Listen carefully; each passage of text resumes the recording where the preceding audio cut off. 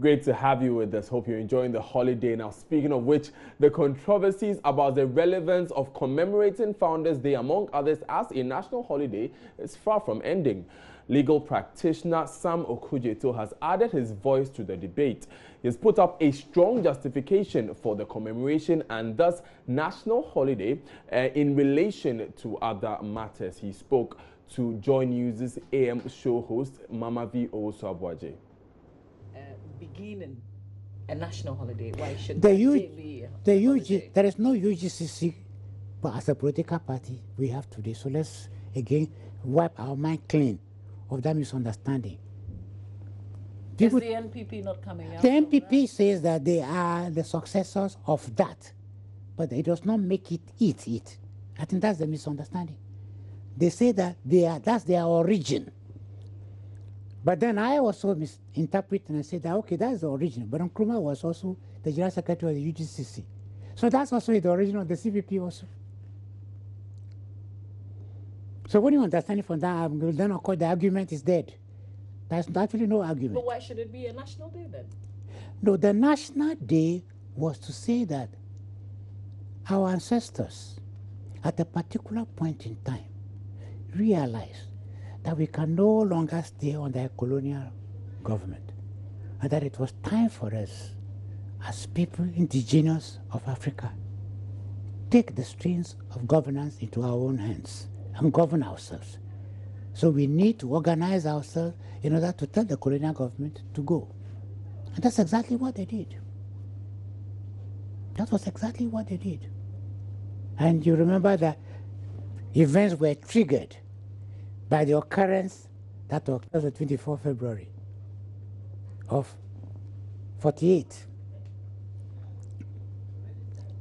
You might even say that it's unrelated in the sense that the ex-servicemen who had returned from Burma realized that they were virtually being robbed. Here are people who volunteered. They went to Burma, they went to North Africa, and they fought with the British against the Germans and the Japanese. And those who went, the white people who were in Britain, were well looked after. And here are our own soldiers, they were completely ignored.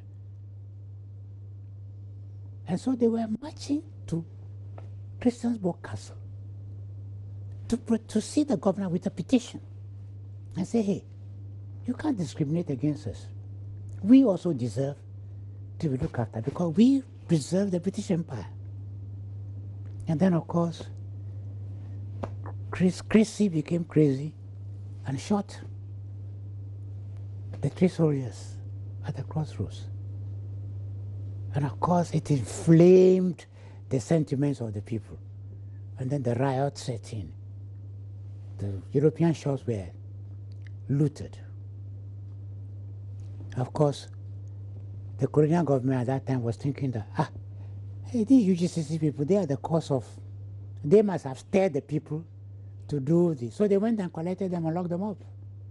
They couldn't prosecute them in the sense that they don't have the evidence. In fact, Pa Willie would laugh at you and say, you know, they sent me to Wa, and they gave me to the district commissioner and say, gave me a bungalow to stay inside. They say, whatever I want, I can ask for it. So we don't know whether you were involved in, but at least for safety, it's better we do that. So they collected them and locked them up. 28th February, interestingly, is a day that we commemorate. It's not a national holiday. Yeah, it is a commemoration day, that's true. Why can't August 4 also be a day that we commemorate? Well, there's nothing wrong in commemorating it. There's also nothing wrong in declaration of a holiday. In fact, the argument against a holiday will be like me and others who say that there are too many holidays, that we should just do away with some of them. That would, to me, rather would be the argument, is to say that let it be a commemoration day rather than a national holiday. There's also another side of the argument. Nkrumah was not available that day. That is true. Wouldn't we be taking him out as a founding father, as part of the founders, if we're including him and adding all the others who also contributed? Well, you know, someone actually used a particular terminology which I thought was very good. He said, let's call it a Heroes Day. He says, instead of talking about Founders Day, why don't we rather call it a Heroes Day?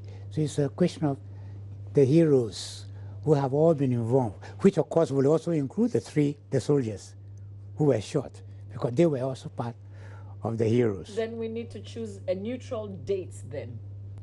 No, you don't get in the picture. What I'm saying is that if you say it's the Heroes Day, then it does not matter what day or so it is, because all the people who are heroes will be celebrated. Isn't that what we do on 6th of March? 6th of March is actually the Independence Day. That was the day, the birthday of Ghana. So you cannot confuse. But we still that. acknowledge all the people who contributed to No. the That's a clear distinction. You see, to commemorate your birthday is a different thing from other events which will happen in your lifetime. And so the 6th of March is actually the birthday of Ghana. It's the Independence Day. We saw that the Republic Day, that the day that Ghana was declared a republic, when the Queen was no longer Queen of Ghana, that also is there. But I'm just saying that one can raise an argument and say that why do you have so many holidays in terms of cost to the nation?